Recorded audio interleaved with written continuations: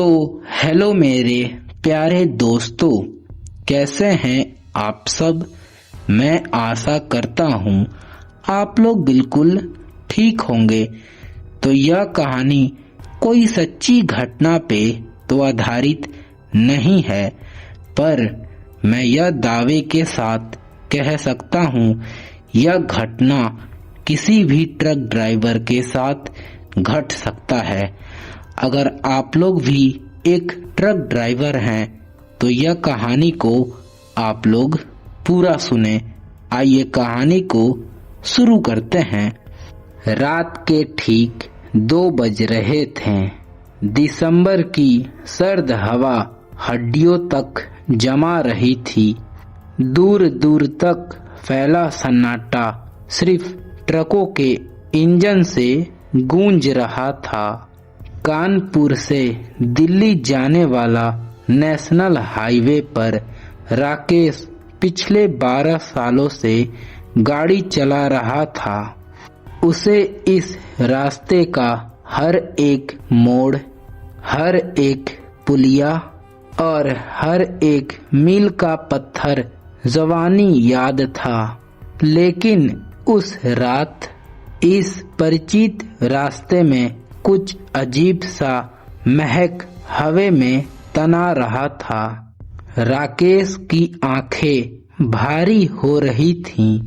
नींद का गहरा झोंका बार बार उसके पलकों पर हावी हो रहा था। उसने स्टीयरिंग पर अपनी पकड़ मजबूत की और बुदबुदाया, बस कहीं एक कप चाय मिल जाए तो आगे का सफर कट जाएगा। लगभग 10 किलोमीटर और चलने के बाद सड़क के किनारे उसे एक पुरानी जर्जर इमारत दिखाई दी।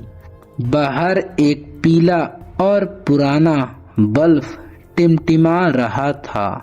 उस पर एक लकड़ी का बोर्ड लगा था जिसकी आधी लिखावट समय के मार से मिट चुकी थी।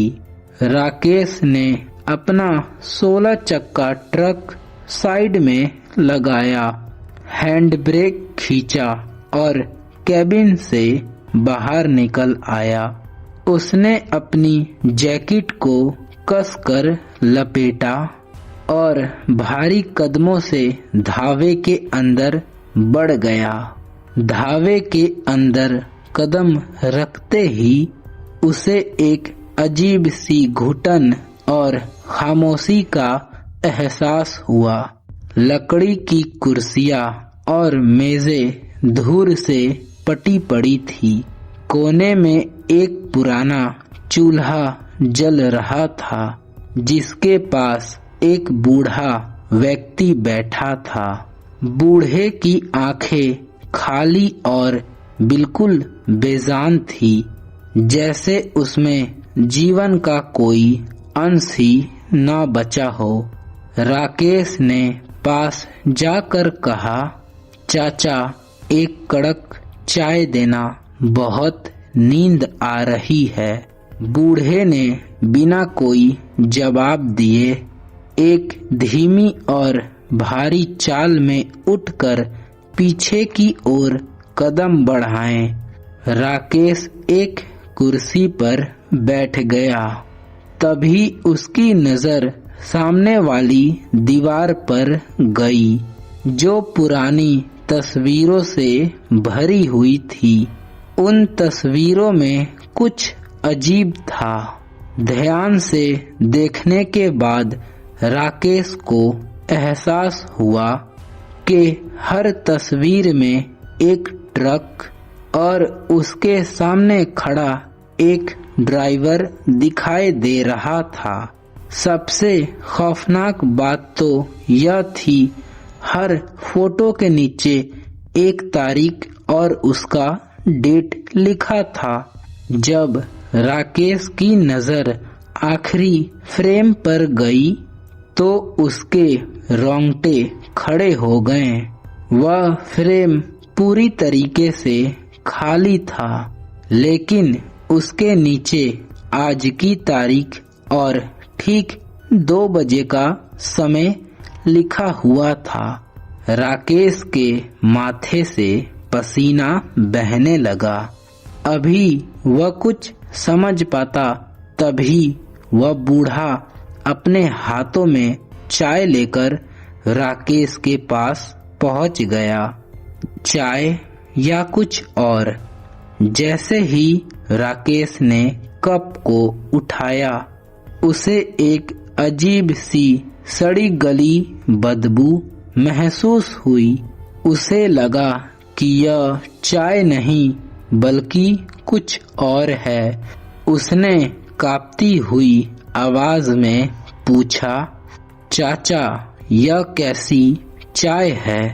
बूढ़े के चेहरे पर एक डरावनी मुस्कान उभरी। उसकी आवाज में इंसानी गहराई नहीं थी, बल्कि ऐसा लग रहा था कि वह बहुत दूर से आ रही हो।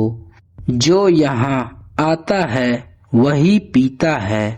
तभी धावे का भारी लकड़ी का दरवाजा धड़ाम की आवाज के साथ अपने आप बंद हो गया। बाहर की हवा एक तूफान में बदल गई। अंदर का पीला बल्ब तेजी से झिलमिलाने लगा। राकेश ने देखा, दीवार पे लगी तस्वीर अपने आप हिलने लगी है। तस्वीरों के अंदर मौजूद लोगों की आंखें, जो पहले सामान्य थी, अब पूरी तरीके से काली और गहरी होते जा रही थी। वह सभी खामोशी से राकेश की ओर घूर रहे थे। फिर बूढ़ा धीरे धीरे करीब आया और राकेश के कान में फुसफुसाया, सुनो, यह धावा सिर्फ थके हुए ड्राइवर लोगों का है। जो यहाँ आते हैं वह वापस कभी अपने घर नहीं लौटते।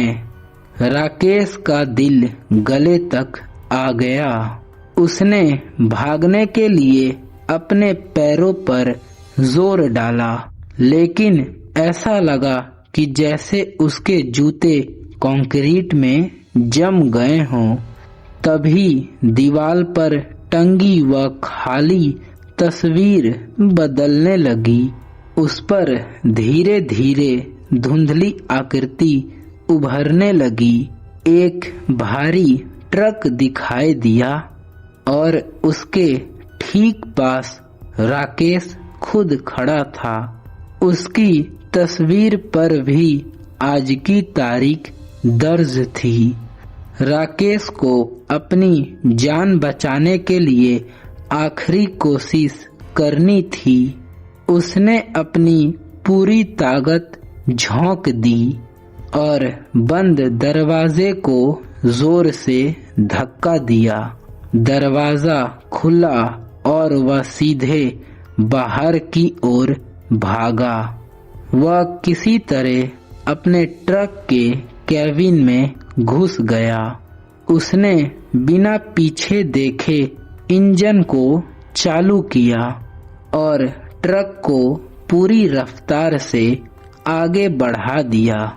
अगली सुबह की हल्की रोशनी में जब राकेश दूसरे धावे में जाकर रुका, तब जाकर उसने राहत की सांस ली।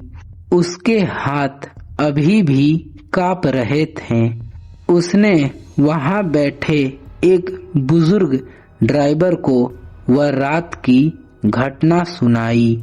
फिर बुजुर्ग ड्राइवर ने एक गहरी सांस ली और कहा, बेटा, तेरी किस्मत बहुत अच्छी थी। वह ढाबा 10 साल पहले एक भयानक आग में जलकर राख हो गया था। उस हादसे में वहां काम करने वाले सभी जिंदा जल गए थे। आज भी वहां गुजरने वाले कुछ ड्राइवर को वह ढाबा दिखाई देता है, लेकिन वह सिर्फ उनका आखिरी पड़ाव होता है। इतना सुनते ही राकेश के हाथ से चाय का कप छूट के जमीन पर गिर गया और टूट गया। आज का सच, उस घटना के बाद से राकेश कभी भी रात के वक्त गाड़ी नहीं चलाता है। वह अक्सर अपने दोस्तों को यह कहानी सुनाते हुए कसम खाता है कि वह ढाबा आज भी उस हाईवे पर मौजूद है, लेकिन वह दिखाई सिर्फ उन्हीं को देता है जिनकी यात्रा का यह आखिरी पड़ाव होता है। तो यह कहानी अब यहीं समाप्त होती है। कहानी आप लोगों को कैसा लगा? अगर मेरा यह कहानी आप लोगों को पसंद आया तो प्लीज एक प्यारा सा कमेंट कर दें, ताकि मैं अगला कहानी इससे भी अच्छी और डरावनी ला सकूं। तो आज के लिए इतना ही, मिलते हैं नेक्स्ट वीडियो में। Bye bye.